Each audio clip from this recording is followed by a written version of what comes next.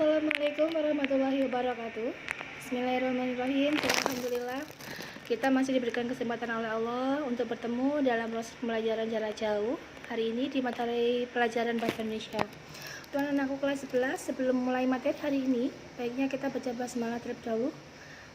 Bismillahirrahmanirrahim.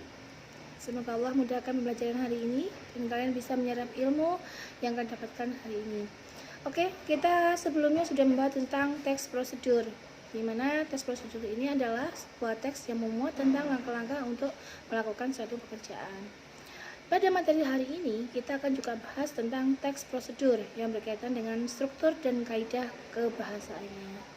Baik, siapkan dulu kalian, siapkan diri kalian, siapkan catatan kecil. Jika kalian anggap materi pembelajaran hari ini ada yang kurang dimengerti, kalian bisa catat terlebih dahulu dan ditanyakan ke ibu lewat grup kelas atau chat ibu atau telepon ibu.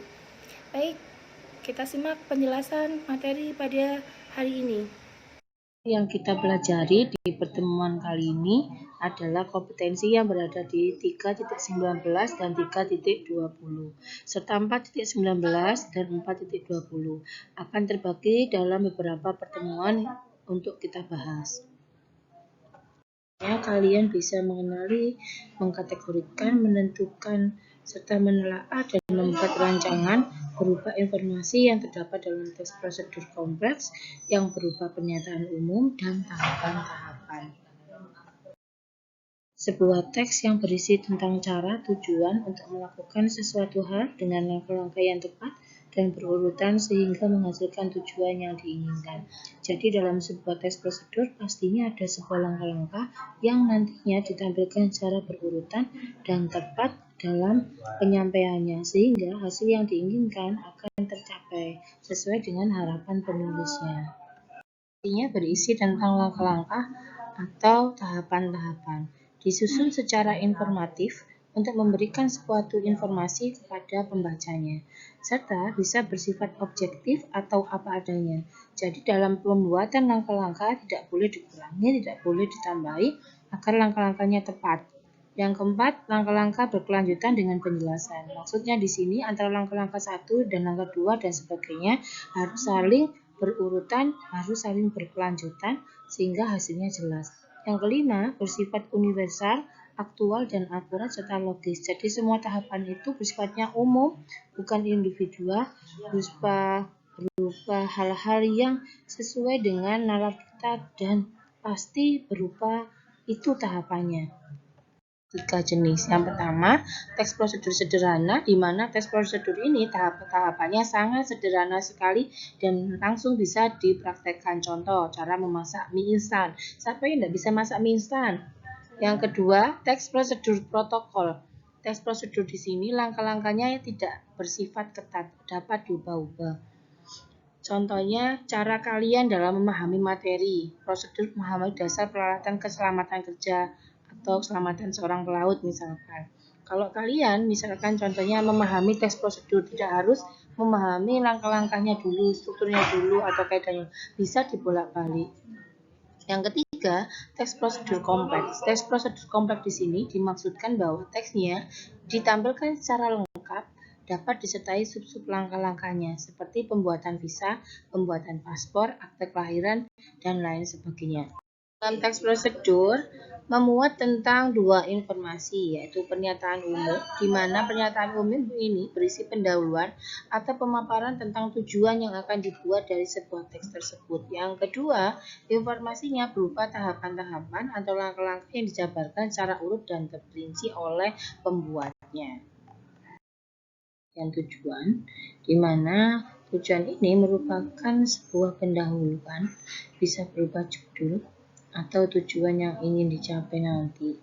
Yang kedua, langkah-langkah atau urutan-urutan yang harus dilalui untuk memperoleh hasil dengan tujuan teks prosedur.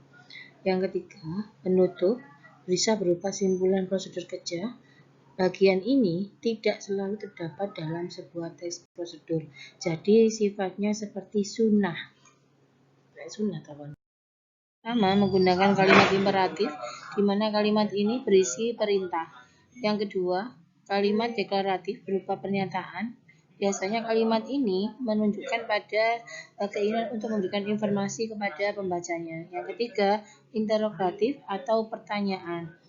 Jadi maksudnya di sini kalimat ini menghendaki adanya respon jawaban. Yang kedua menggunakan urutan atau langkah. Yang ketiga menggunakan nominal atau kata benda dan partisipan atau manusia secara umum, misalkan kita, kamu, kalian.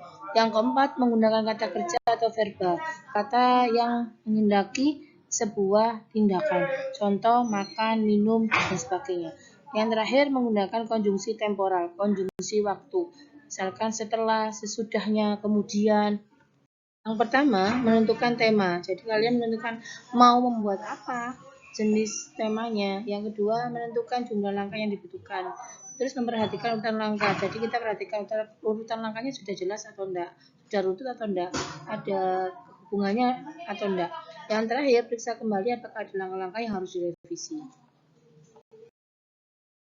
Cara menghidupkan komputer yang benar. Di zaman yang serba maju ini, komputer sudah menjadi salah satu barang yang sering kita jumpai dalam kehidupan sehari-hari, entah itu untuk keperluan kerja, sekolah, ataupun hiburan. Dalam pengoperasian komputer, kita memerlukan prosedur dalam penggunaannya, mulai dari menghidupkan komputer sampai dengan mematikan komputer itu sendiri.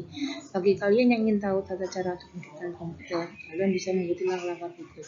Yang pertama, pastikan kabel-kabel yang terhubung sudah terpasang dengan tepat dan benar. 2. Hidupkan stabilizer voltage jika Anda memilikinya. 3. Tekan tombol power yang terdapat pada monitor untuk menghidupkan monitor. 4. Tekan juga tombol power pada CPU untuk menghidupkan CPU. 5. Tunggu hingga proses booting OS selesai. Yang keenam, setelah muncul layar desktop, artinya komputer telah siap dipakai. Dari contoh teks prosedur ini, ada dua struktur yang ditampilkan, yaitu struktur yang bernama tujuan atau pendahuluan, mulai kata cara menghidupkan komputer yang benar, sampai dari kata dalam penggunaannya. Kemudian ada struktur yang kedua, tahapan-tahapan. Tahapan-tahapan di sini bisa kalian lihat dari angka 1 sampai 6 tersebut. Langkah-langkahnya ada 6. Nanti masuk dalam dua contoh teks, contoh struktur. Hanya ada 2. Yang penutup tidak ada dalam teks tersebut, berarti tidak ditampilkan karena sifatnya sunnah kan tadi waktu itu menjelaskan. Tentang kaidah kebahasaannya, di situ jelas terlihat ada penggunaan kalimat imperatif atau kalimat perintah. 1. Pastikan berarti kalian harus memastikan dulu kabel-kabelnya sudah terhubung atau tidak. Yang kedua, hidupkan, kemudian tekan tombol dan lain sebagainya. Ada bentuk kalimat konjungsi temporal di zaman yang serba maju ini.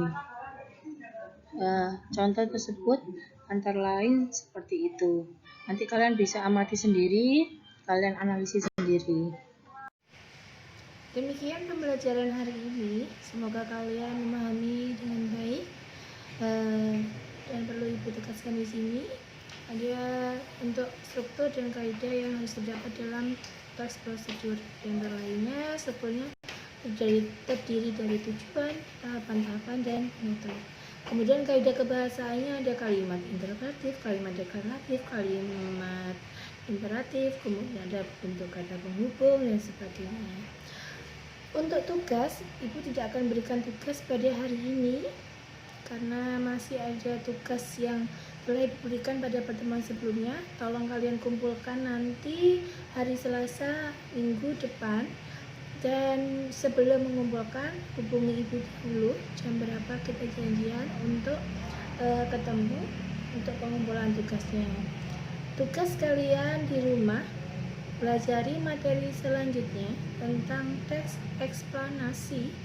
Baca sebelum cari sumber informasi yang lain di internet, apa sih tentang teks eksplanasi tersebut. Oke anak-anakku, Ibu akhiri sampai di sini pertemuan kali ini. Wassalamualaikum warahmatullahi wabarakatuh. Tetap sehat dan tetap semangat belajarnya.